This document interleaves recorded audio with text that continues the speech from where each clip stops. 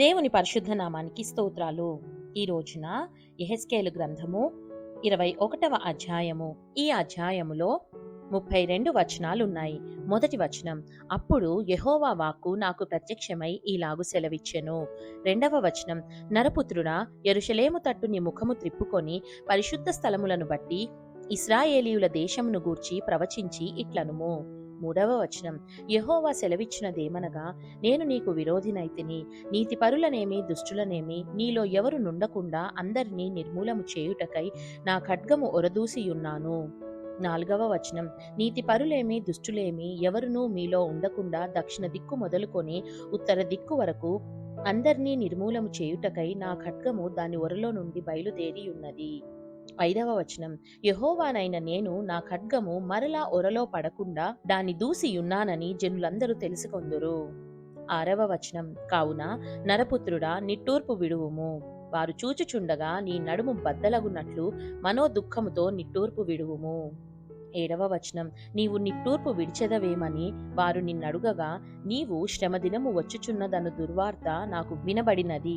అందరి గుండెలు కరిగిపోవును, అందరి చేతులు బలహీనమవును, అందరి మనస్సులు అధైర్యపడును, అందరి మోకాళ్ళు నీరవును. ఇంతగా కీడు వచ్చుచున్నది, అది వచ్చేయున్నది అని చెప్పుము. ఇదే యెహోవా వాక్కు. ఎనిమిదవ వచనం, మరియు యెహోవా వాక్కు నాకు ప్రత్యక్షమై ఈలాగు సెలవిచ్చెను. తొమ్మిదవ వచనం, నరపుత్రుడా, నీవు ఈ మాటలు ప్రకటన చేసి ఇట్లనుము, యెహోవా సెలవిచ్చినదేమనగా, అదిగో ఖడ్గమే కనబడుచున్నది, అది పదును గలదై మెరుగుపెట్టియున్నది.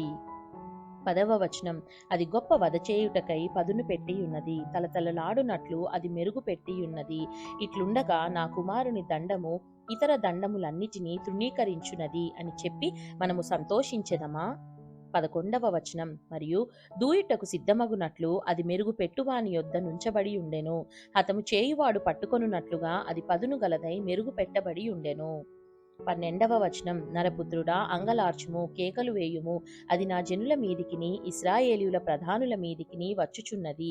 ఖడ్గభయము నా జనులకు తటస్థించినది గనుక నీ తొడను చరుచుకొనుము. 13వ వచనం, శోధన కలిగెను, తృణీకరించు దండము రాకపోయిననేమి, ఇదే యెహోవా వాక్కు. 14వ వచనం, నరపుత్రుడా, చేతులు చర్చుకొనుచు సమాచారము ప్రవచింపుము, ఖడ్గము ముమ్మారు రెట్టింపబడినదై జనులను హతము చేయున్నదై ఉన్నది, అది గొప్పవాని అంతఃపురము చొచ్చి వాని హతము చేయుచున్నది. 15వ వచనం, వారి గుండెలు కరిగిపోవునట్లును పడద్రోయు అడ్డములు అధికములగునట్లును వారి గుమ్మములలో నేను ఖడ్గము దూసెదను. అయ్యయ్యో, అది తలతలలాడుచున్నది, హతము చేయుటకై అది దూయబడి ఉన్నది. 16వ వచనం, ఖడ్గమా, సిద్ధపడియుండుము, కుడివైపు చూడుము, ఎడమవైపు తిరుగుము, ఎక్కడ నీకు పనియుండునో అక్కడికి తిరుగుము.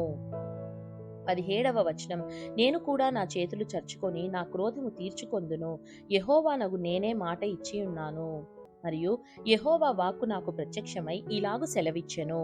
19వ వచనం, నరపుత్రుడా, బబులోను రాజు ఖడ్గము వచ్చుటకు 2 మార్గములను ఏర్పరచుము, ఆ రెండును ఒక దేశములో నుండి వచ్చునట్లు సూచించుటకై ఒక హస్తరూపము గీయుము, పట్టణపు వీధి కొనను దాని గీయుము.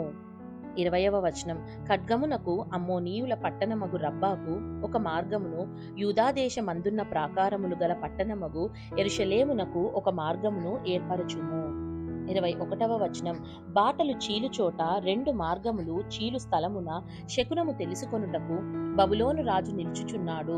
అతడు బాణములను ఇటు అటు ఆడించుచు విగ్రహముల చేత విచారణ చేయుచు కార్యమును బట్టి శకునము చూచుచున్నాడు. 22వ వచనం, యెరూషలేము ఎదుట గుమ్మములను పడగొట్టు యంత్రములు పెట్టుమనియు, హతము చేయుదమనియు, ధ్వని ఎత్తుమనియు, జయధ్వని బిగ్గరగా ఎత్తుమనియు, గుమ్మములకు ఎదురుగా పడగొట్టు యంత్రములు ఉంచుమనియు, దిబ్బలు వేయుమనియు, ముట్టడి దిబ్బలు కట్టుమనియు యెరూషలేమును గూర్చి తన కుడి తట్టున శకునము కనబడెను. 23వ వచనం, ప్రమాణములు చేసుకొనిన వారికి ఈ శకునము వ్యర్థముగా కనబడును, అయితే వారు పట్టబడునట్లు వారు చేసుకొనిన పాపమును అతడు వారి జ్ఞాపకమునకు తెప్పించును. 24వ వచనం, కాబట్టి ప్రభువైన యెహోవా ఈలాగు సెలవిచ్చుచున్నాడు, మీ అతిక్రమములు బయలుపడుట వలన మీ సమస్త క్రియలలో నుండి మీ పాపములు అగుపడునట్లు మీ దోషము మీరు మనస్సునకు తెచ్చుకొని నందునను నేను మిమ్మును జ్ఞాపకము చేసుకొని నందునను మీరు చెయ్యి చిక్కియున్నారు.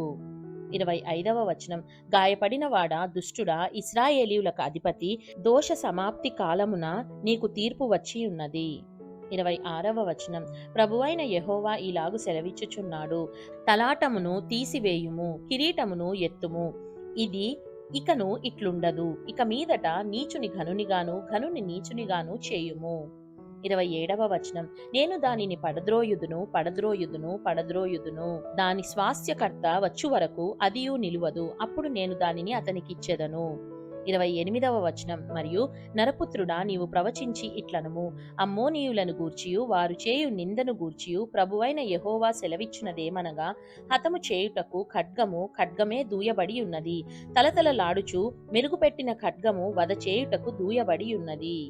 29వ వచనం, శకునగాండ్రు నీ కొరకు మాయా దర్శనములు చూచుచుండగను, వారు వ్యర్థమైన వాటిని మీకు చెప్పుచుండగను, దోష సమాప్తి కాలమున శిక్ష నొంది హతులైన దుర్మార్గుల మెడల ప్రక్కన అది నిన్ను పడవేయును.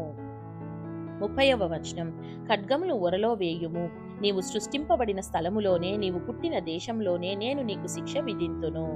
31వ వచనం, అచ్చటనే నా రౌద్రమును నీ మీద కుమ్మరించెదను, నా ఉగ్రతాగ్నిని నీ మీద రగులబెట్టెదను, నాశనము చేయుటయందు నేర్పరులైన క్రూరులకు నిన్ను అప్పగించెదను.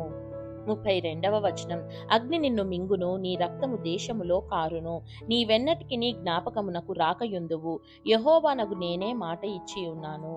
దేవుడు చదవబడిన పరిశుద్ధ వాక్యాన్ని మనందరి వినికిడిలో దీవించి మనల్ని ఆశీర్వదించునుగాక. ఆమేన్.